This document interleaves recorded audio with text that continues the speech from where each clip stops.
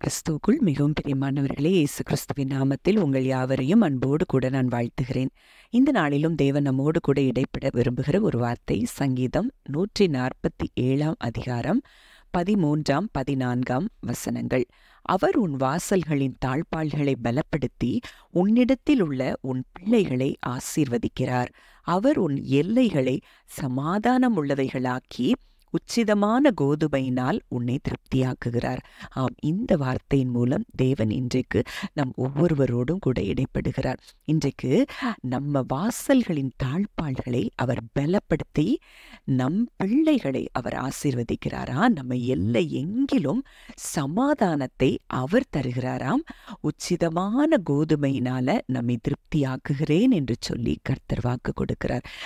நம்ம ஏற்கனவே பார்த்தபடி ஒவ்வொரு வாக்கு தத்தத்திற்கும் பின்பாக அவருடைய இருதயத்தை அந்த வாக்கு தத்தத்தின் மூலம் நம்ம அறிந்து கொள்ளலாம். அப்போ கர்த்தருடைய இருதயம் எப்படி இருக்கிறதுனா, என் பிள்ளைகளை நான் பாதுகாப்பேன், என் பிள்ளைகளை நான் ஆசீர்வதிப்பேன், என் பிள்ளைகளுடைய எல்லைகளை நான் சமாதானமாக்கி என் பிள்ளைகளை ஆசீர்வாதமான ஒரு வாழ்க்கை கொடுப்பேன் என்பதுதான் அவருடைய மன விருப்பமாக இருக்கிறதுங்கிறத நம்ம பார்க்கலாம்.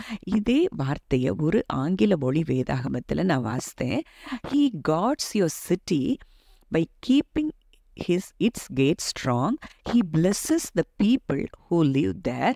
He protects the borders of your country so that enemies from other countries cannot attack you. He gives you plenty of very good wheat grain to eat. அப்போ இதுல என்ன சொல்லப்பட்டிருக்கு? அவர் நம்முடைய வாசல்களை இரவும் பகலும் அவர் என்ன செய்யறாரா? பலப்படுத்தி பாதுகாக்கிறாரா. ஒரு தீங்கும் நம்ம எல்லைக்குள்ள நுழையாதபடி அவர் பாதுகாக்கிறார் என்றால் நம்ம எவ்வளோ சுகமாய் சமாதானமாய் நம்ம வாழலாம். இன்றைக்கு எதை குறித்தும் நீங்கள் பயப்பட தேவையில்லை. சிலரெல்லாம் வீணான பயங்களை பிசாசு கொண்டு வருகிறத நான் பார்த்திருக்கிறேன். ஐயோ, எனக்கு எதிராக இதை செய்கிறாங்களே, அதை செய்கிறாங்களே, எங்கள் வீட்டுக்குள்ளே இந்த தீமை நடந்துருமோ, அப்படி நடந்துருமோன்னு சொல்லி பயப்படுகிறதை பார்க்கிறேன். இந்த பயத்தை பிசாசானவன் தான் கொண்டு வருகிறான். வார்த்தை சொல்லுது, அவர் பாதுகாக்கிறாராம். அவர் வாசல்களின் தாழ்பாள்களை பலப்படுத்தி நம் குடும்பத்தின் பிள்ளைகளை அவர் ஆசீர்வதிக்கும் போது ஒரு தீங்கும் நம் எல்லைக்குள்ளே நுழைய முடியாது. ஏன்னா வசனம் சொல்லுது, சங்கீதம் 147:5 நம்ம பார்க்கிறோம், நம்முடைய ஆண்டவர் பெரியவரும் மகாபலமுள்ளவருமாயிருக்கிறார். அவருடைய அறிவு அளவில்லாதது. அவர் பெரியவர், அவர் மகாபலமுள்ளவர். அவர் நம்மை பாதுகாக்கக்கூடிய அத்தனை கிருபையும் அத்தனை சேனைகளையும் அவர் வைத்திருக்கிறார். அதனால இன்றைக்கு நீங்க எந்த காரியத்தை குறித்தும் பயப்பட தேவையில்லை.